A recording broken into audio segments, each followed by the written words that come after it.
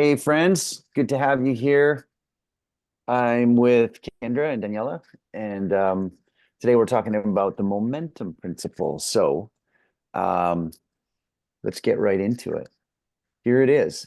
It's in the very act of moving towards their goals that the community begins to uncover the critical ingredients in the change process. Leaders are mobilized, ideas are tested, roles are established, and social capital is created through the building of trust and reciprocity. So, friends, the key word here is moving. Momentum principle is all about taking steps and moving forward, not thinking first, not strategizing first, not raising funds, not waiting for help, not holding a meeting, but moving.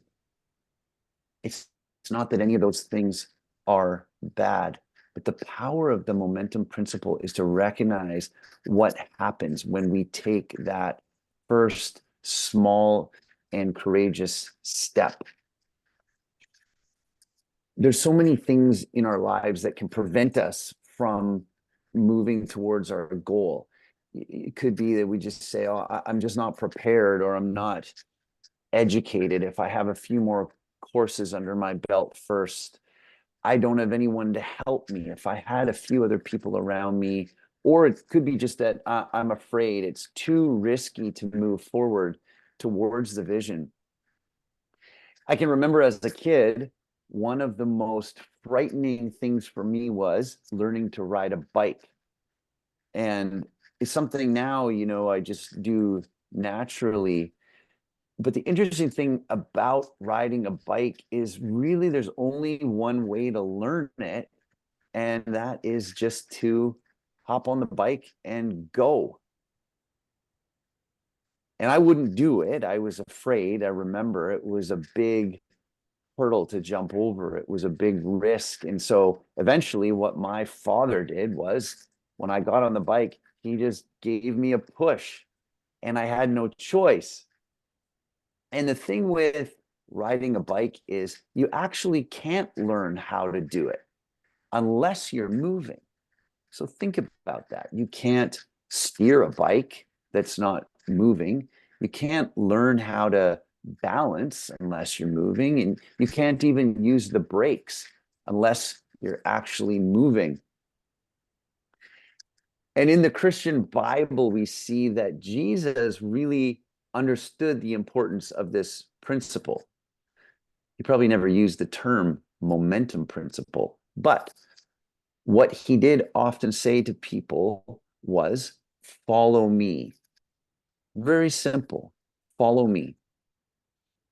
And I did a quick study, and it appears 22 different times just in the 4 books of the Gospels where Jesus says, follow me. I'll share one quick example. You see there from the book of Luke. After this, Jesus went out and he saw a tax collector named Levi, and he was sitting at the tax booth. And he said to him, follow me. I mean, what a thing to say. What a radical request. Levi must have had so many questions. Where are we going? What's the plan? Give me a picture of what the plan is first. What do I need to take with me? Do we have enough money for this? There's a lot of risk involved. But my guess is that Jesus sees all of those questions as obstacles for Levi. He knows that what Levi really needs is to get on the bike and maybe even have Jesus give him that push. Well, earlier we talked about the wonder principle, and there's an interesting connection between this wonder principle and now talking about momentum. And wonder is all about creating space for that big idea to form, to create excitement and motivation about what lies ahead. And so you've got this big idea, but the problem is that a dream that's so big can also be daunting. It can almost be like a mountain that's a little bit too big to climb, and it keeps us motionless, just standing still, waiting for some more preparation to come into place. If we had a few more resources, I need some ropes and an axe if I'm going to get to the top of this mountain.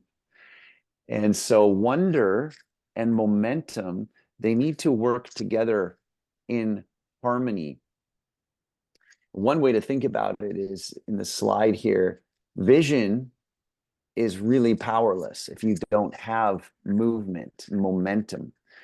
But movement is futile. It's useless without a vision. And so here you can see that the importance of these two things tied together. So friends, we need to start with a small step.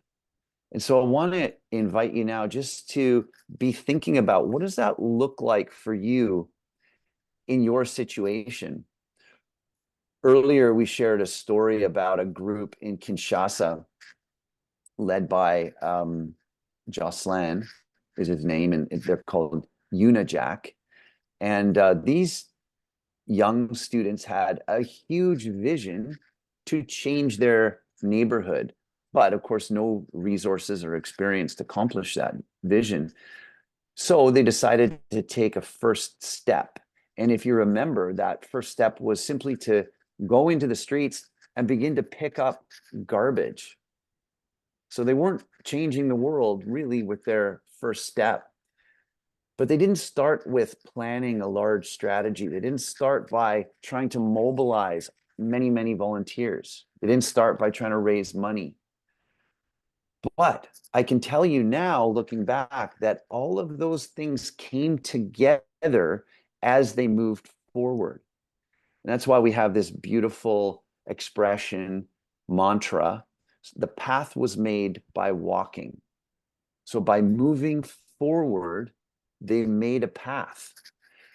And so it's only in looking back that we can see the path where our feet have carved into the earth. And so this is the primary aspect of the momentum principle, is getting past that wall of risk, of fear, of planning, and those things that hinder us from motion and taking that first step. So I'll turn it over to Daniela, and she's going to talk about kind of a second aspect of this momentum principle. Right. Jamie said that the first part is that initial push, that initial getting yourself moving. But the second part is this idea of maintaining momentum. So what does it mean to keep momentum? Have you ever noticed that once you've gotten through the initial start of a running race, or maybe the first few pedals of a bike ride, you start to get into a rhythm of motion? You get through that beginning hard work and you start to, what we say is, hit your stride. It becomes easier. How does that happen? Well, it's momentum. It's the power once something starts moving, and it's the strength or force that allows something to continue and even grow stronger or faster as time goes on.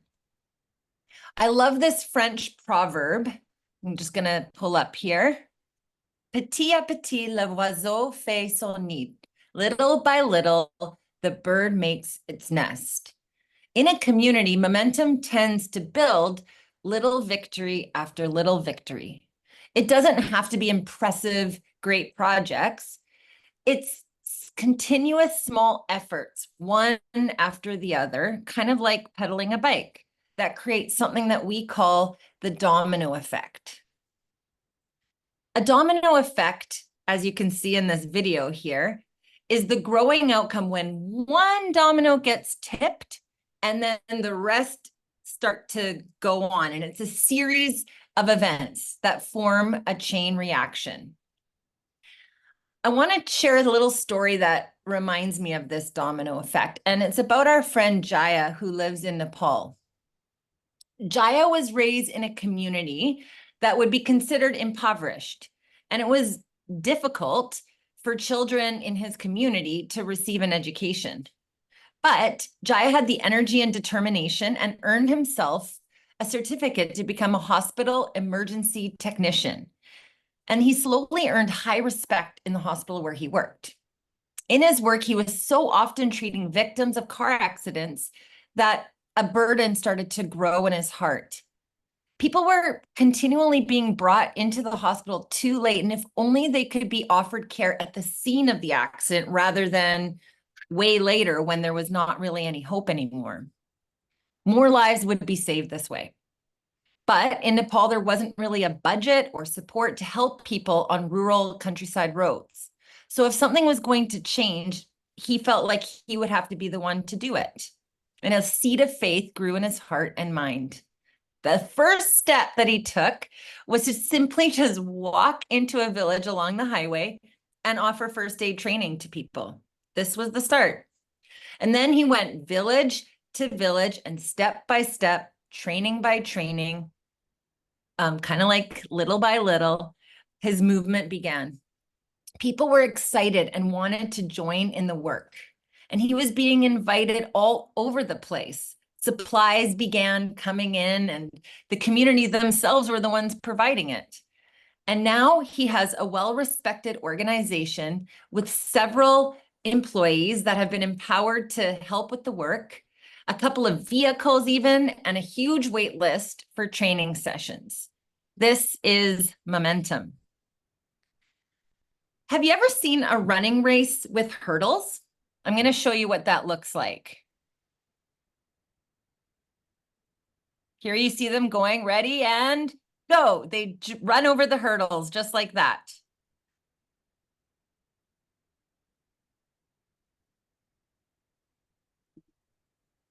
I've stood in front of a hurdle like this before, and I've wondered, how do these racers so easily jump over them one after the other? They're actually quite high. It's quite amazing. And I realized that it was through training. It takes a lot of training for a hurdler to learn to use some built up momentums to successfully carry them over the hurdle. Sometimes something that you as a community group are trying to do or want to do seems like this massive hurdle. And it's impossible to get over. Or maybe that hurdle is people not agreeing with you or opposing what you're doing. So how do you get over this hurdle or barrier? It's the power of motion. Just as a hurdler builds her momentum before she needs to jump, so does a community build their momentum, little action after little action. When you take step after step and build momentum, you're activating change. But what does that look like in a community? Let's look back at Jaya's story. Jaya gained the respect from the people around him, respect in the hospital and with the communities he came into contact with. Secondly, people were inspired to get involved, and Rescue Network Nepal was formed. The doors started to open for people to fit into roles and exercise their gifts. Leaders rose up. People with finance giftings were helping with incoming funds for the purchasing of equipment and vehicles. And more people with medical experience became involved.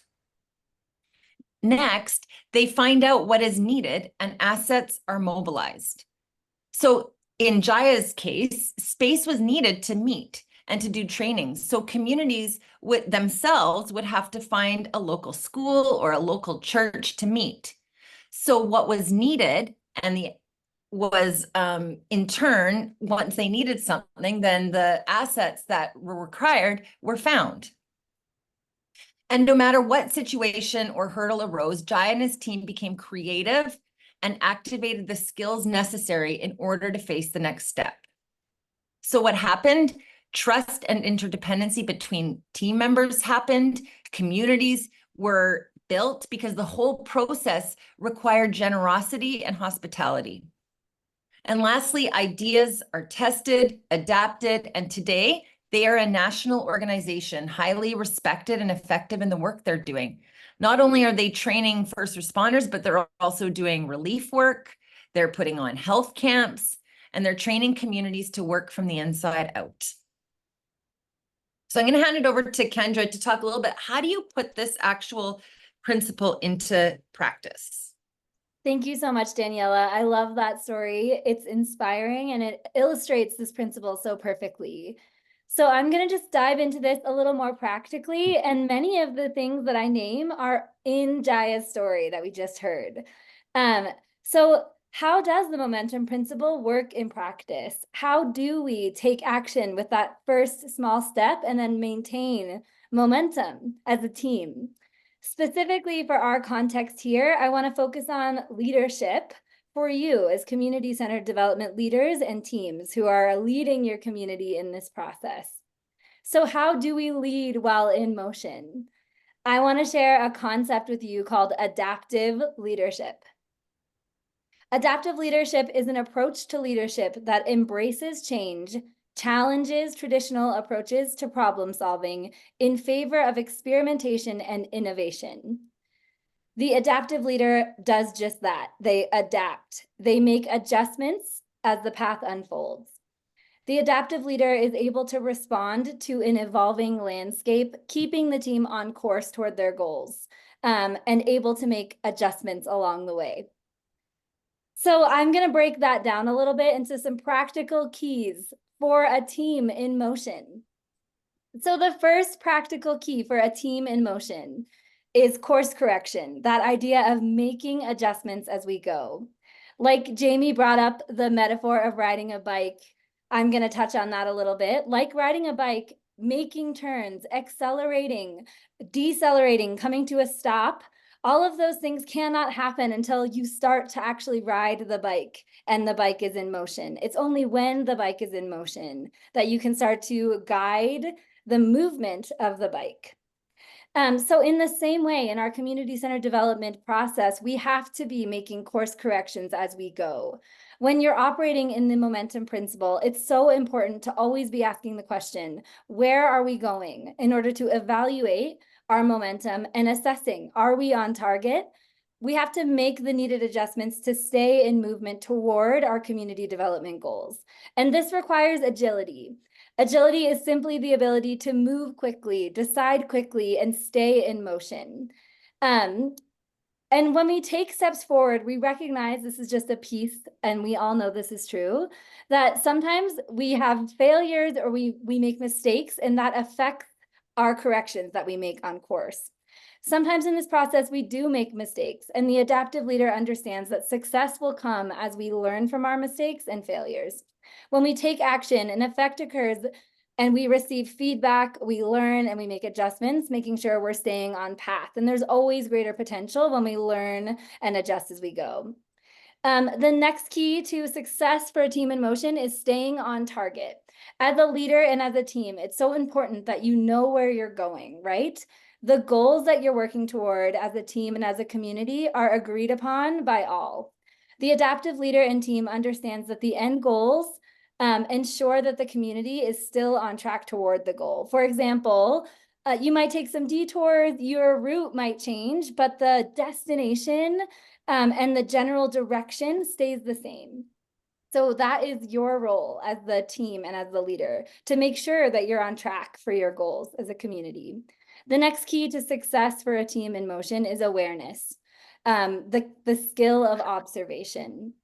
In order to know how to make the course corrections, we have to stay attentive to our community, the progress of a project, and the team in order to evaluate what's needed from moment to moment. As one of our friends who's on this course, Peak, a leader from Laos, says, we as leaders, we can only be effective if we're observing and aware and attentive to our team and to our community and listening well so that we can make the right course corrections. Mm-hmm. The next key to success is innovation and experimentation. And the movement of the momentum principle, it always includes innovation and experimentation. Innovation, it's kind of a big word. If you haven't heard it before, it's simply the process of bringing about new ideas, methods, or solutions that have a significant positive impact. It's simply finding new ways of doing things.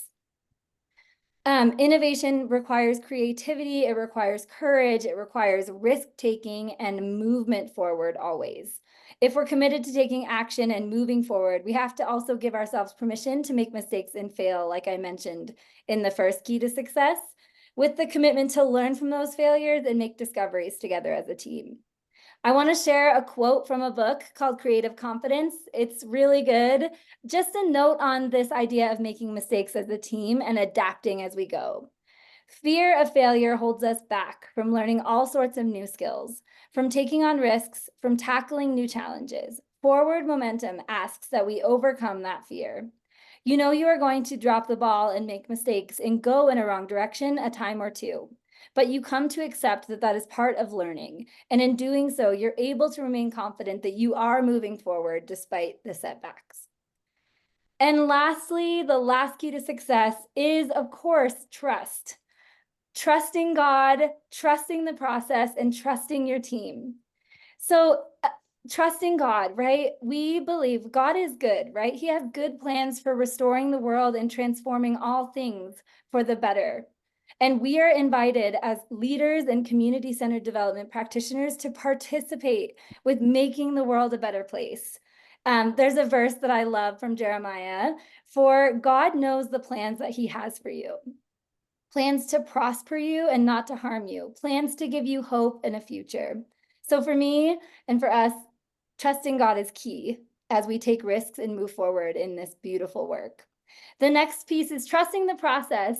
This process that we're talking about, the community-centered development process, has been developed by practitioners around the world who have been learning, sharing, and bringing best practices to the table to help build this process.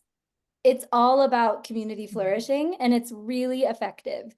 We obviously believe in it so much, and we think it's worth trusting.